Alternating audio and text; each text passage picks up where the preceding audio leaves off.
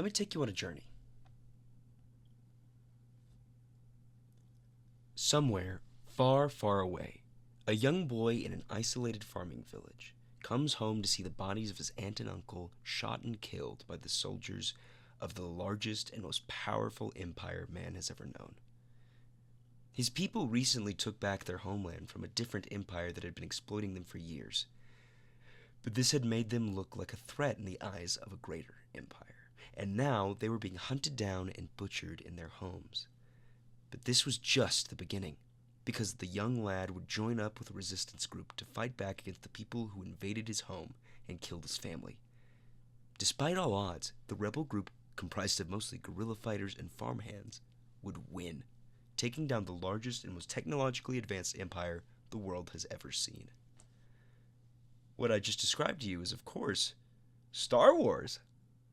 While you might not know it, arguably the most famous piece of cinema and starter of the biggest franchise in the world, George Lucas's 1977 film Star Wars, since renamed, is an allegory for the Vietnam War, and the similarities can't be overlooked. Now, I know what you're thinking. It absolutely was not, unless the Empire is the USA. Well, I hate to break it to you, Aaron Abernathy, but it absolutely was. And the Empire was the U.S. Though it is hidden by a veneer of space opera and fantasy, the inspirational crux of the story comes straight from George's cry against the Vietnam War. George Lucas himself was one of the many artists disgusted and disillusioned by the American involvement of Vietnam. While detractors point out a fight against fascism being a major theme with the Empire's brutalist and Nazi-inspired aesthetic, hell, they are called stormtroopers, they miss the message. The original trilogy of Star Wars is an allegory for Vietnamese rebellion against the United States. And that shouldn't be a surprise either. What, with the rebellion group being coated with tunics and natural earthy colors, believing in a collectivist, socialist-esque religion in the Force, and being comprised of farmers, smugglers, and partisan fighters who are backed by a larger standing army that uses hand-me-down equipment. It seems obvious who's who in this allegory. The good guys are the rebels. They're using asymmetric warfare against a highly organized empire. I think we call those guys terrorists today. We call them Mujahideen, we call them Al-Qaeda. When I did it, they were Viet Cong. Exactly. So were you thinking of that at the time? Yes. Oh, yes you were, George, weren't you? Yes, you were. Just as it influenced George Lucas to create the film juggernaut of the Star Wars series, the Vietnam War was one of the most influential events on cinematic history. Indeed, the history of the Vietnam War is a cinematic history. As the camera captured the war, the two became intertwined in the American conscience. By looking at the history of the Vietnam War and war films before and after, we can start to get a better understanding of the American zeitgeist. Earlier war films, like 1965's The Dirty Dozen, reflect U.S. cultural values by depicting stories of valor and honor with clear good guys and clear bad guys. However, after the U.S. public was exposed to the cruelty and senseless violence of the Vietnam War, public perceptions and government trust changed, leading to a filmic revolution of anti-war films, depicting war with realistic brutality like Apocalypse Now or Forrest Gump, and the devastating psychological impact war has on soldiers like in 1988's First Blood. With the lack of education many Americans receive about Vietnam and the Cold War in general, it's easy for us to forget about just how societally and culturally changing the Vietnam War was for Americans. But it was huge. The conflict of Vietnam came right at a boiling point for the United States of America. Only 20 years after World War II, American trust in the government was starting to show its cracks. McCarthyism and the Red Scare were pitting Americans against each other, and the threat of annihilation at the hands of the Soviet Union or Communist China had the American public in constant fear. Still, the prevailing attitude was that the government would keep your best interests at heart. It was a time of great national trust in the government, and voices that were openly critical or questioning didn't find their way into the mainstream because there wasn't an audience. The average person in America believed in the government's ability to keep them safe. However, the advent of televised recording of the Vietnam conflict would bring the fighting and bloodshed in Vietnam to the daily lives of the American public. It brewed an unease that could be felt but not acted upon. To quote journalist and historian Thomas Butt, As American involvement in the Vietnam War peaked in the late 60s, Hollywood had a complicated relationship with the war in that there was none at all. Studios avoided the subject at all costs, with only notable contemporaneous Vietnam picture being the overtly patriotic and simplistic John Wayne war epic, The Green Berets. Because Hollywood prided itself on escapist entertainment, a promise realized during previous national hardships, forcing audiences to confront events already dominating their television screens seemed adverse to commercial success. A film that I think could give us some key insight into this issue is the 1965 film The Dirty Dozen. This was made during the conflict of the Vietnam War, but not necessarily at its peak, which would be around 2 to 3 years later. My light just died. The Dirty Dozen epitomizes the zeitgeist around war filmmaking at the time. It is a film about a heroic individual and a heroic team of Americans. The good guy in the film, the main hero, is a drill sergeant who takes criminals and turns them into Nazi-fighting badasses. But the majority of the film doesn't take place on a battleground. Instead, it takes place during training.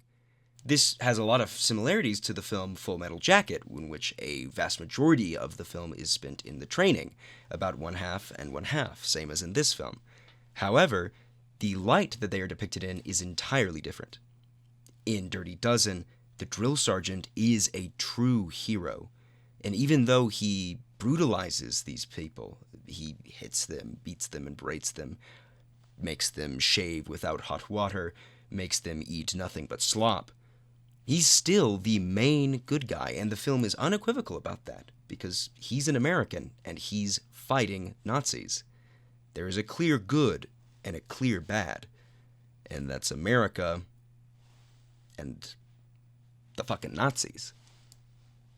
It wasn't until after the war had already ended that these norms in filmmaking would end and kind of die off.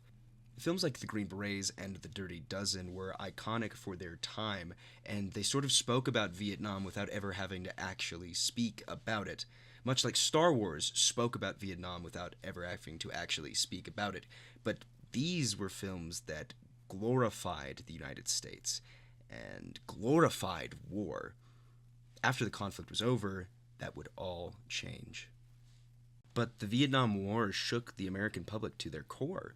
Vietnam was the world's first fully televised war, and it led to massive public distaste for war as a whole. On every news station in America, they were recording snippets of actual live combat and playing them back at home. They would show violence, guns, shooting, bloodshed at a mass scale and broadcast it all across the country. The public shifted their beliefs and opinions due to the power that the camera had to capture reality and bloodshed. The people reviled the atrocities, and as the war ended and those who were brought up and immersed in the conflict began to speak out against it, new forms and cinematic visions were born. The works that emerged in response to the Vietnam War were not just reactions to geopolitics, they were acts of reckoning with institutional failure and personal loss and cultural division. Many of them focused on the soldiers, their disillusionment, grief, and return to a country that failed to welcome them back. And I think there's no better example of this than the first installment of the Rambo franchise, First Blood. 1988's First Blood is a movie that is categorically about the disillusionment and the abuse and the psychological damage that Vietnam GIs faced after their return home. First Blood offers a unique perspective by putting us into the mind frame of a GI who has been systematically abused, not only in Vietnam, where he was witness to countless atrocities, but also outside of Vietnam, where he has to deal with the deaths of his friends and the constant ridicule and harassment by local authority figures, as we see within the very first minutes of the movie, and by the public writ large, who don't respect or take care of him, even though he gave so much of his life in the active service. Another fundamental thing that is touched on in Rambo that would become a staple of war films is the effects of PTSD. Throughout the film, there are a number of flashbacks that play after a particularly traumatic event happens to Rambo during the course of the film. A clip is played that is from the perspective of Rambo during his time in Vietnam. The psychological impact of war fueled dissent just as much as anti-war movements on the home front fueled a self-hate inside of the soldiers. While many soldiers indeed resented the anti-war movement at home and felt alienated because of it, thousands of soldiers actively opposed the Vietnam War even while they were in it. They petitioned, demonstrated, and organized opposition from San Francisco to New York. As the fighting stretched on, many soldiers grew more and more disillusioned with the war and distrustful of the American government, just like citizens did back home. The government insisted the war was being won, but from the soldiers' perspective, the war was far from over. Quoting Kim McCleary, "The increased physical and psychological deterioration that both volunteers and draftees experienced led to high rates of drug abuse and post-traumatic stress disorder, PTSD. Illicit drugs like marijuana, opium, morphine, and heroin were widely available to American soldiers in Vietnam. The frustration in some units contributed to a breakdown in the discipline, leading to mutinies and desertion." Much like the soldiers, filmmakers would follow suit in deserting the customs of old to give rise to a new way of filmmaking. They would express their feelings of injustice and out loud express their resentment, giving voices to the voiceless. For cinema, the Vietnam War changed everything.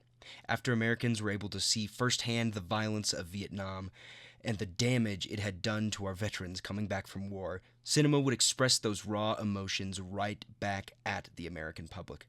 As put by Tony Bui, for the first time, Americans were seeing graphic violence up close over dinner. That exposure led to American war films that had the same sense of urgency, intimacy, and grittiness.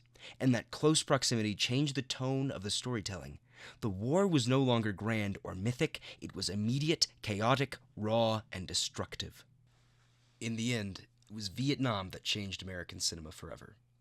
The movement for truth in film owes its legacy to the cameramen who filmed live combat in the streets of Vietnam and broadcast it all over America. The character study and psychological thriller owe themselves to conversations about veterans' mental health following the war. Vietnam cinema killed the glory in war, all in an effort to stop it from killing us all. Thank you for watching.